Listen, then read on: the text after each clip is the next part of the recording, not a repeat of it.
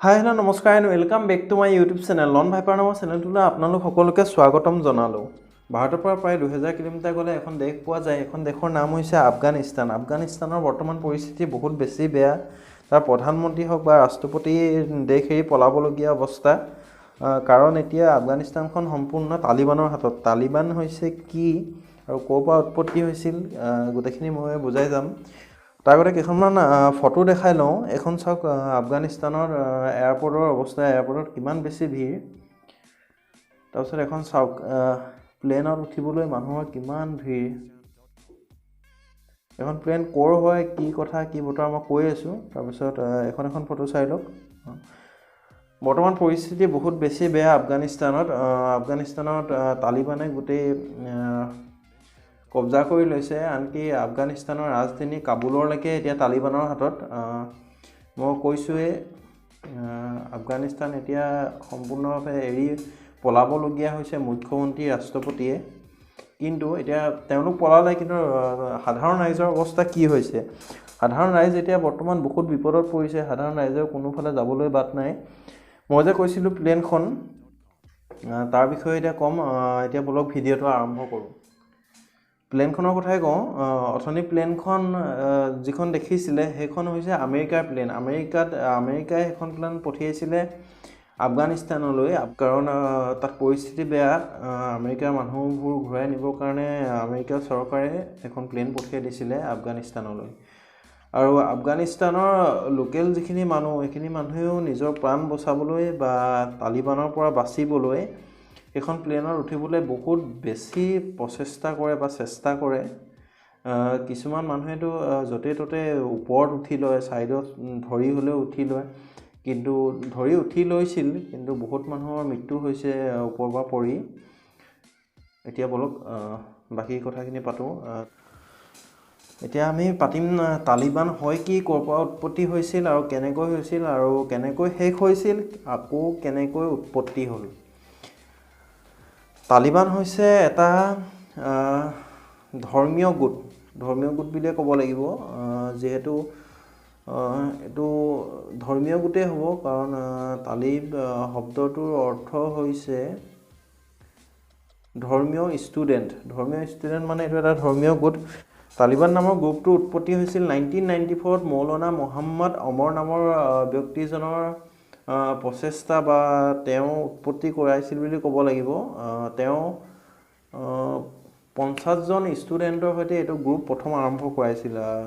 কিন্তু ইমানেই জনপ্ৰিয় হৈ পৰে বা ইমান পটককৈ গ্ৰ'থটো বাঢ়ি যায় যে 1 মাহৰ ভিতৰত ব্যক্তিয়ে বা ষ্টুডেণ্টে তালিবানত যোগদান কৰে।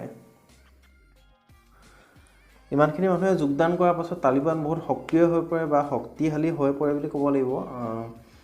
এতিয়া যাম অলপ আগৰ কথা কৈ লওঁ। 1996লৈকে তালিবানৰ তলত চলিছিল আফগানিস্তান, বা তালিবানে শাসন কৰিছিল আফগানিস্তানক।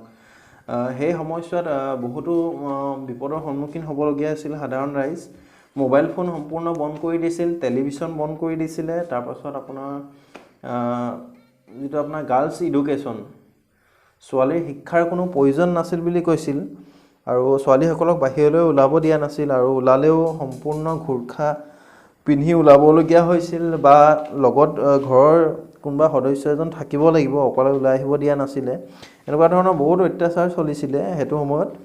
সেইবাবে বৰ্তমান এতিয়া কি হৈছে, মানুহখিনি ইমান পলাব বিচাৰিছে বা সেই ভয়াৱহ দিনবোৰ মনত পৰিছে বা তেওঁলোকৰ মনত আছে। সেইবাবে তেওঁলোকে ইমান ভয় খাইছে আৰু প্লেনত উঠিব বিচাৰিছে, আৰু এনেকৈ প্ৰাণো গুচি গৈছে। কিন্তু তথাপিও তেওঁলোকে বাচিব বিচাৰিছে। তেতিয়াহ'লে ভাবি লওক তালিবান কিমান এটা তালিবানৰ শাসন বেয়া শাসন হ'ব পাৰে, কিমান বেয়াকৈ তেওঁলোকে শাসন কৰিব পাৰে বা কিমান অত্যাচাৰ কৰিব পাৰে, যাৰ ফলত মানুহে নিজৰ প্ৰাণ বচাবলৈ গৈ প্ৰাণ দিবলগীয়া হৈছে। তাৰপিছত যিহেতু মই কৈছিলোঁ 15,000 লোকে বা ষ্টুডেণ্টে যোগদান কৰে তালিবানত, আৰু ইমানখিনি মানুহে যোগদান কৰাৰ পাছত তালিবান বহুতো সক্ৰিয় বা শক্তিশালী হৈ উঠে। তাৰ ফলত 1996ত সম্পূৰ্ণ আফগানিস্তানখন তালিবানে নিজৰ কব্জাত লৈ লয়, আৰু 1996ৰ পৰা 2001লৈকে তেওঁলোকৰ মতে চলিবলগীয়া হ'ল আফগানিস্তান। তাৰপিছত 2001ত ওছামা বিন লাডেনে কি কৰিলে আমেৰিকাৰ 4খন বিমান হাইজেক কৰি ল'লে 4খন বিমান যাহে হাইজেক কৰি ল'লে কি কৰিলে এখন বিমানে গৈ আকৌ আমেৰিকাৰে আপোনাৰ টুইন টাৱাৰত গৈ কেৰ্চ কৰাই দিলে মানে টুইন টাৱাৰত গৈ খুন্দা মৰুৱাই দিলে তাৰ ফলত টুইন টাৱাৰটো ভাগি পৰিল আমেৰিকাৰ বহুতো ক্ষতিগ্ৰস্ত হ'ল তাৰপিছত আমেৰিকাই তাৰ প্ৰত্যুত্তৰত একো উত্তৰ নিদি তেওঁলোকে আফগানিস্তানক ক'লে যে এটা কাম কৰক ওছামা বিন লাডেনক আমাক গতাই দিয়ক বা এইটো কামত যিখিনি টেৰৰিষ্ট অন্তৰ্ভুক্ত হৈ আছিলে তেওঁলোকক আমাক গতাই দিয়া যাওক কিন্তু আফগানিস্তানৰ তালিবানে মানি নল'লে তাৰপৰা কি কৰিলে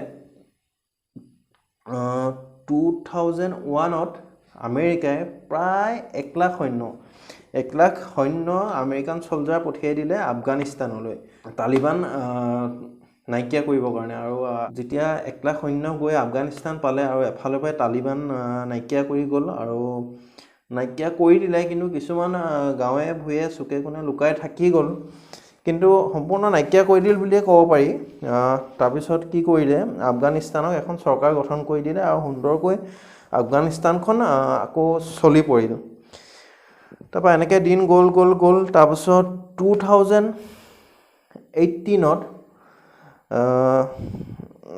আমেৰিকাৰ চলজাৰসকলে ভাবিলে যে আমি ইয়াততো এতিয়া সকলো পৰিস্থিতি ভাল হৈ গ'ল আমি ইয়াত আছোঁ কি কাৰণে আমি ঘূৰি যাব লাগে সেইবুলি ভাবিলে তাৰপৰা ঘূৰি যাবলৈ সিদ্ধান্ত ল'লে তাৰপিছত ফেব্ৰুৱাৰী 2020ত এখন চুক্তিপত্ৰত চুক্তি কৰিলে যে আমেৰিকাই ক'লে যে আমি এতিয়া বৰ্তমান ঘূৰি গুচি যাম আমাৰ সকলো চলজাৰ ঘূৰি গুচি আহিব আৰু তাত তালিবানেও সম্পূৰ্ণভাৱে ক'লে যে আমিও এনেকুৱা কেতিয়াও ভুল নেক্সট টাইম নকৰোঁ বা এনেকুৱা ধৰণৰ কাম আমি কেতিয়াও নকৰোঁ কিন্তু তালিবানে সেইবুলি ক'লে সেইবুলি কোৱা দেখি আমেৰিকাৰ কি হ'ল আমেৰিকাৰ যিমানখিনি 1 লাখ আছিলে চলজাৰ লাহে লাহে তেওঁলোক ঘূৰি যাব ধৰিলে যাহাই চলজাৰখিনি ঘূৰি গ'ল এইফালে তালিবান আকৌ তালিবান আকৌ লাহে লাহে কি হ'ল আৰম্ভ হৈ গ'ল তালিবান বাঢ়ি এতিয়া এনেকুৱা পৰ্যায় পালেগৈ যে তালিবানৰ কি ক'ব লাগিব বাঢ়ি মানে কি সদস্য ইমানে বাঢ়ি গ'ল যে বাঢ়ি ইমান এটা পৰিস্থিতি আহি গ'ল যে আজি সম্পূৰ্ণভাৱে আকৌ আফগানিস্তানখন তালিবানৰ হাতত আনকি আফগানিস্তানৰ ৰাজধানী কাবুল সম্পূৰ্ণ তালিবানৰ হাতত ৰাষ্ট্ৰপতি প্ৰধানমন্ত্ৰী সকলো পলালে কিন্তু সাধাৰণ ৰাইজৰ বহুত নাটনি হৈছে বহুত কষ্ট হৈছে কিছুমান ফটো মই ইয়াত লগাই দিম চাব বহুত দুখ লগা ফটো কিন্তু এতিয়া পৰিস্থিতিয়ে ক'ব সময়ে ক'ব কি হয় কি নহয় নিউজততো আমি গম পামেই আৰু বাকী দেশসকলেও সহায় কৰিব লাগে কিবা এটা নহয় কিবা যেনেকৈ পাৰি সহায় কৰিব লাগে বাকী দেশসকলেও কাৰণ আফগানিস্তানে চাগে হয়তো নিজে নোৱাৰিব কাৰণ সেইকাৰণে পলাবলগীয়া অৱস্থা হ'ল আৰু এতিয়া আফগানিস্তানৰ সাধাৰণ ৰাইজে বহুত ভুগিবলগীয়া হৈছে সেইবাবে বাকী দেশসকলেও সহায় কৰিব লাগে আজি তেন্তে ভিডিঅ'টো ইমানতে সামৰোঁ যদি ভিডিঅ'টো চাই ভাল পালে প্লিজ লাইক কৰিব শ্বেয়াৰ কৰিব আৰু ছাবস্ক্ৰাইব কৰিব আৰু পাৰিলে শ্বেয়াৰটো কৰি দিব কাৰণ শ্বেয়াৰটো বহুত ইম্পৰ্টেণ্ট আৰু ছাবস্ক্ৰাইবাৰ বহুত বেছি কমি আছে যদি অলপ পাৰে ছাবস্ক্ৰাইব কৰিব বা লগৰ কোনোবা থাকিলেও ছাবস্ক্ৰাইব কৰোৱাই দিব আৰু ভিডিঅ'বোৰ চাবলৈ দিব মইতো মট'ব্লগ বনাম বুলিয়ে ভাবিছোঁ কাৰণ ঘপককৈ মট'ব্লগ কৰিব নোৱাৰি মট'ব্লগ কৰিবৰ কাৰণে একশ্যন কেমেৰা এটা লাগিব বা কি কয় এইটো GoPro লাগিব GoProটো বহুত বেছি দাম তো লাহে ধীৰে কিনিম তাৰপিছত মট'ব্লগ কৰিম যিমান পাৰোঁ দূৰ জেগা যাবলৈ বহুত ইচ্ছা আছে সপোন আছে লাহে লাহে সপোনবোৰ পূৰা হ'ব বুলি আশা ৰাখিলোঁ আৰু আশাবোৰ পূৰা কৰিবলৈ আপোনালোকেহে পাৰিব মইতো অকলে একো কৰিব নোৱাৰোঁ ভিডিঅ' দিব লাগে মই দি যাম আপোনালোকৰ মৰমে মোক আগুৱাই নিব বুলি আশা ৰাখিলোঁ ইমানতে মোৰ ভিডিঅ'টো সামৰিলোঁ নমস্কাৰ